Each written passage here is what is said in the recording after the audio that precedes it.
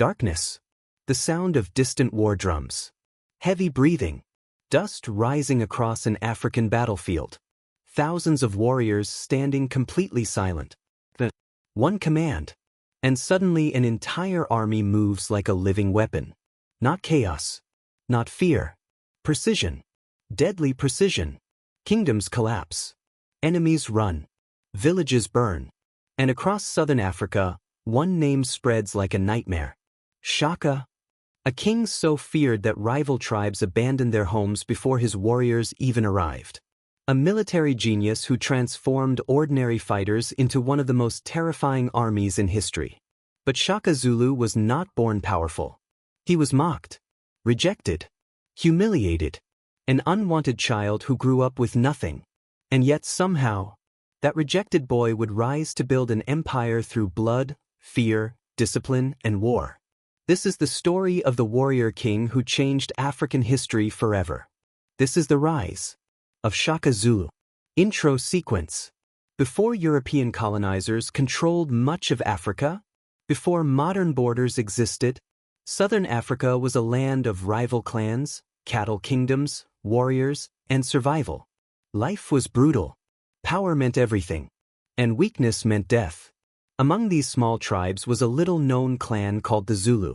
At the time, nobody could have imagined that this tiny tribe would one day become one of Africa's most feared military powers.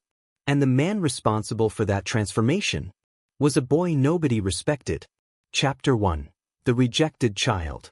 Shaka was born around 1787. But from the very beginning, his life was filled with humiliation. His father was Senzangakona, chief of the Zulu clan. His mother was Nandi. Their relationship was controversial.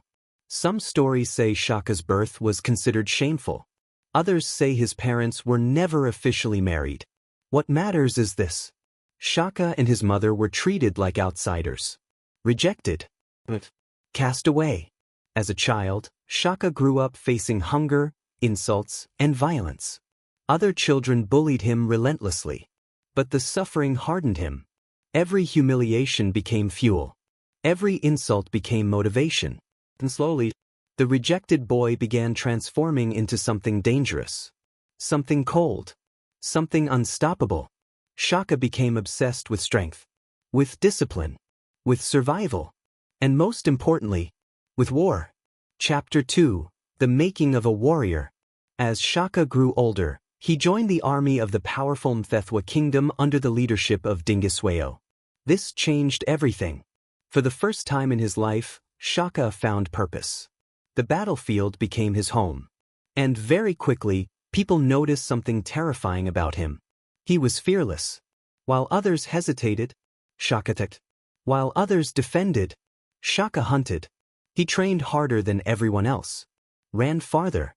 Fought longer. Endured more pain. And soon he gained a reputation as one of the deadliest warriors in the region. But Shaka was not just strong. He was intelligent. He studied warfare constantly. He observed weaknesses in traditional African combat. Most battles at the time were short and symbolic. Warriors threw spears from a distance. Many fights ended quickly without complete destruction. Shaka hated this style of fighting. To him, it was weakness. He wanted total victory. And he was about to change warfare forever.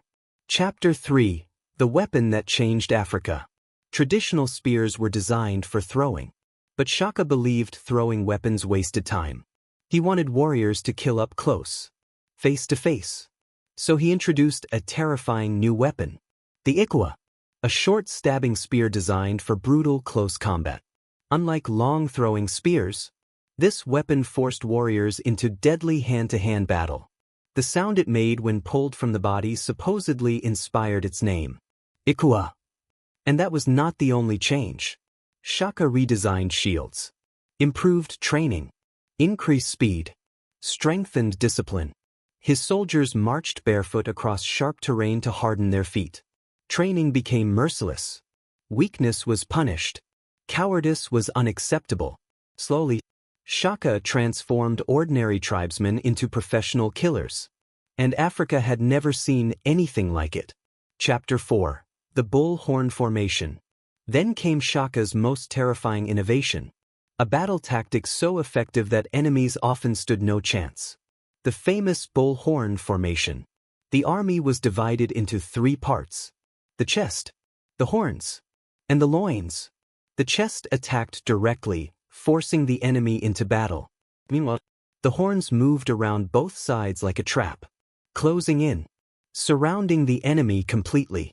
And finally, the reserve forces waited behind, ready to strike exhausted survivors. It was not just warfare. It was psychological terror. Enemies suddenly realized too late. They were surrounded. Escape became impossible. Panic spread. And once panic began, the slaughter followed. Kingdom after kingdom collapsed before Shaka's war machine. The Zulu army moved with terrifying discipline. Organized. Merciless. And Shaka's name began spreading across southern Africa like a storm. Chapter 5. The Rise of the Zulu Empire. After the death of his father, Shaka seized leadership of the Zulu clan. But he did not think small. He did not want a tribe.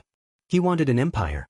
Using warfare, alliances, fear, and military genius, Shaka absorbed neighboring groups into the growing Zulu kingdom. Some joined willingly. Others resisted. Those who resisted often disappeared. Villages burned. Warriors were recruited into the Zulu army. Entire populations fled from advancing Zulu forces. This period of chaos became known as the Mfikane, a time of massive violence, migration, and destruction across southern Africa. Some estimates suggest millions were displaced during this era. The balance of power across the region completely changed. And at the center of it all stood Shaka Zulu, the once rejected child, now one of the most feared rulers in Africa. Chapter 6. Fear, Power, and Control. But as Shaka's power grew, so did his brutality. He demanded absolute loyalty, absolute discipline, absolute obedience. Some stories describe brutal punishments for failure. Others tell of warriors executed for showing weakness. Then tragedy struck. His mother, Nandi, died. And Shaka changed forever. Consumed by grief, he reportedly ordered extreme mourning across the kingdom. Some accounts claim thousands died during this period. Fear consumed the empire. Even loyal followers began questioning their king. The warrior who built an empire through discipline and strength was becoming increasingly unpredictable and dangerous. Chapter 7. The Fall of a Legend. In 1828, everything ended. Shaka's own half-brothers feared his growing instability, and together they plotted against him. One day, the warrior king who conquered nations was attacked from within, assassinated, killed not by a foreign army, but by his own blood. The empire he built survived, but the man himself became legend, a symbol of power, fear, discipline, and military brilliance. Even today, nearly 2 centuries later, the name Shaka Zulu still echoes across African history. Ending 57:00, 60:00. Shaka Zulu transformed a small clan into a military empire that changed southern Africa forever. Some remember him as a hero. Others remember him as ruthless. But nobody denies his impact. He reshaped warfare, built one of Africa's most disciplined armies, and created a legacy still studied today. The rejected child became the warrior king, and the warrior king became history. Because long before modern empires dominated Africa, one man proved that leadership, discipline, and fear could reshape an entire continent. And his name was Shaka Zulu.